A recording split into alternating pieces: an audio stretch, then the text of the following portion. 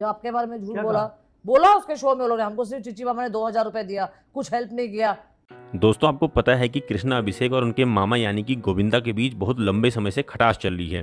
गोविंदा और कृष्णा दोनों ही एक दूसरे के बारे में अच्छा अच्छा बोलते भी हैं, पर फिर भी ये कोल्ड वॉर का समापन क्यों नहीं हो रहा है? दोस्तों, चाहे आप इसे फर्जी खबर बोलें या सच्चाई, पर गोविंदा और कृष्णा की जो बीवियां हैं ना, वो एक नंबर की मुफट और लड़ाकू किस्म की हैं। दोनों देवियां हमेशा गुस्से में रहती है और बातों में पानी की जगह तेल डालने में एक्सपर्ट हैं।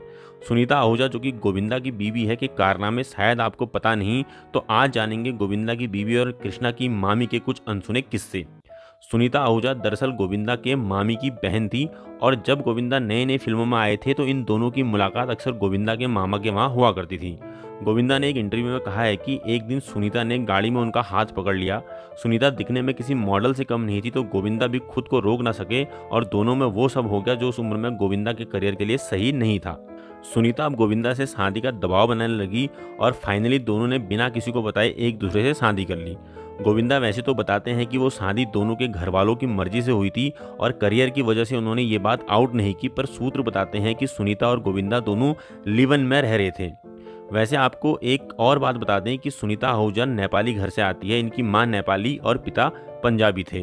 गोविंदा और सुनीता का ये अफेयर बहुत छोटी उम्र में शुरू हुआ था, इसलिए कुछ समय बाद ही जब गोविंदा को प्रसिद्धि मिलना शुरू हुई तो उनका दिल अपने ज़माने की सबसे खूबसूरत और हसीन एक्ट्रेस नीलम पर आ गया। गोविंदा बताते हैं कि वो नीलम को इतना पसंद करने लगे थे कि सुनीता को छोड़ने तक को तैयार थे। वो सुनीता से भी नीलम की तरफ बनने को कहते और हमेशा नीलम की ही बात किया करते थे, जिससे सुनीता और गोविंदा के रिश्तों में खटास आने लगी। गोविंदा नीलम से शादी करते उससे पहले ही सुनीता ने गोविंदा को बताया कि वो माँ बनने वाली है। अब गोविंदा के सामने इस रिश्ते को सामने लाने और नीलम को भूल जाने के अलावा कोई रास्ता नहीं था। इधर जैसे ही गोविंदा ने दुनिया को बताया कि वो बाप बनने वाले हैं और उनकी शादी हो चुकी है, तो नीलम को बहुत बड़ा झटका लगा और उन्होंने गोविंदा को धोखा देते रहने का इल्जाम लगा, जिसे बाद में गोविंदा ने भी स्वीकारा और कहा कि उन्होंने वाकई यह गलत किया कि नीलम को सच्चाई नहीं बताई। घर वालों को पता लगने के बाद गोविंदा की मां, जो कि एक प्रसिद्ध गायिका और अपने जमाने की अभिनेत्री थी, गोविंदा से नाराज रही और बाद में समझाने पर उन्होंने गोविंदा को दोबारा हिंदू रीति रिवाज के साथ सुनीता से शादी करने की इच्छा जताई।